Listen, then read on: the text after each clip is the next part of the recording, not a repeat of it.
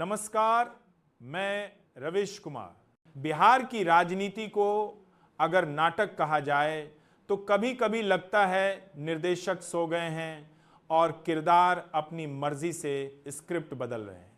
सुबह कोई और दृश्य, दोपहर में कोई और रात तक कहानी पूरी तरह नया मोड़ ले चुकी होती है। इस बार भी वही हुआ।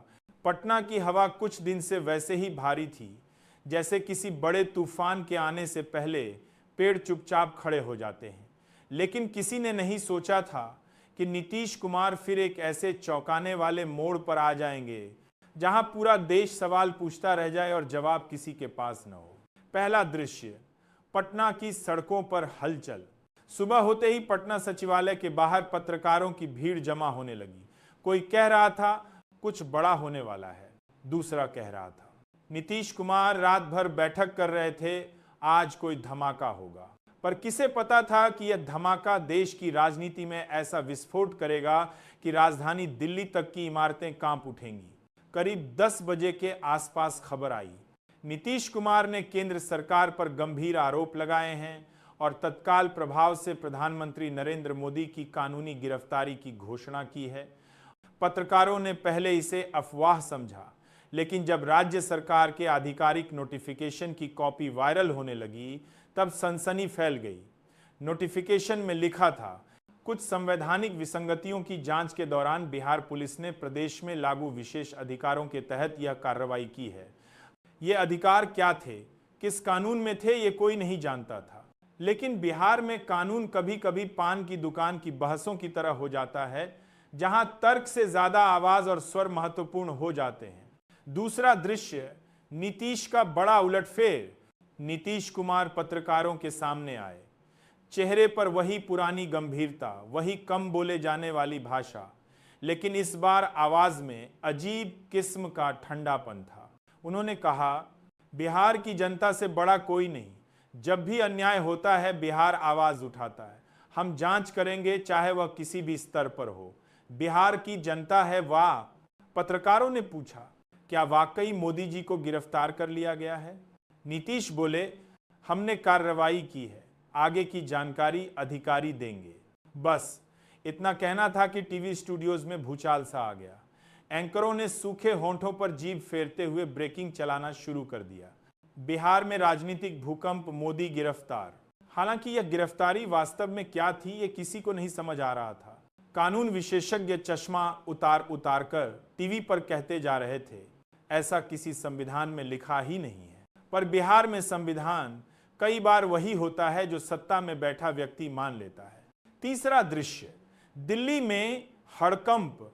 दिल्ली तक खबर पहुंचते ही माहौल गर्म हो गया। गृह मंत्रालय में आपात बैठक बुलाई गई। एक वरिष्ठ अधिकारी ने फाइल बंद करते हुए कहा, यह सब कानूनी रूप से असंभव है, पर नीतीश जी ने जो किया है वह पूरी रणनीति के साथ किया है। लेकिन असल मसला राजनीति था, कानून बाद में देखा जाता है। सोशल मीडिया पर दो तरह की आग जल रही थी। एक तरफ लोग कह रहे थे नीतीश जी ने बहादुरी दिखाई। दूसरी तरफ लोग पूछ रहे थे, क्या बिहार एक अलग देश हो गया है जो प्रधानमंत्री को गिरफ्तार कर ले? लेकिन राजनीतिक कहानी में तर्क और तथ्यों की भूमिका उतनी ही होती है जितनी किसी फिल्म में बैकग्राउंड के पेड़ों की मात्र सजावट। चौथा दृश्य, मोदी का बयान। कुछ घंटों बाद दिल्ली से बयान आया। मोदी ने कहा, यह बिहार में कुछ लोग राजनीतिक रंग दे रहे हैं। मेरे ऊपर कोई आरोप सिद्ध नहीं हुआ है, देश इसकी सच्चाई जानता है। लेकिन पटना में किसी को परवाह नहीं थी कि दिल्ली क्या कह रही है। यहां तो सियासत अपने सबसे अनूठे चरम पर थी। पांचवां दृश्य, बिहार में लगा नया आरोप। दोपहर में बिहार सरकार के मंत्री प्रेस कॉन्फ्रेंस में आए। उन्होंने कहा, हमारे पास ऐसे कागजात हैं जो कई अनियमितताओं की ओर इशारा करते हैं। बिहार की सुरक्षा को दांव पर नहीं लगाया जा सकता, जांच जरूरी है। पत्रकारों ने कागज देखने चाहे, लेकिन फोल्डर खोलने के बजाय मंत्री ने माइक पकड़कर कहा, जांच जारी है। यानी कहानी वही पुरानी, आरोप पहले, सबूत की तलाश बाद में। छठा दृश्य, जनता की प्रतिक्रिया। पटना की गलियों में चाय की दुकानों पर बहस शुरू हो गई। चाय वाला कह रहा था, अरे साहब, नीतीश बाबू जब पलटी मारते हैं ना तो पंखा भी उल्टा घूम जाए। दूसरा बोला, ये राजनीति है भाई, यहां कोई किसी का नहीं। तीसरा धीरे से बोला, जो भी हो मजा आ रहा है। बिहार में राजनीति मनोरंजन भी है और दर्द भी। लोग उसे ऐसे देखते हैं जैसे किसी पुराने टीवी सीरियल को देखते हैं जहां किरदार बदलते रहते हैं लेकिन कहानी वही रहती है। सातवां दृश्य, पलटी की पृष्ठभूमि। नीतीश कुमार पर पलटी मारने के आरोप तो वैसे भी इतिहास में लिख दिए गए हैं। ये उनकी 12वीं, 14वीं या 16वीं पलटी थी, कोई ठीक से नहीं जानता, शायद वे खुद भी नहीं। पर इस बार की पलटी इतनी नाटकीय थी कि लोगों को लगा यह सिर्फ राजनीति नहीं, यह बिहार की नई पटकथा है। कहते हैं रात में एक गुप्त बैठक हुई थी, कई नेता आए थे। एक ने कहा, अगर राजनीति में अपनी जगह बचानी है तो बड़ा खेल करना पड़ेगा। दूसरे ने कहा, देश की निगाह बिहार पर है, मौका यही है।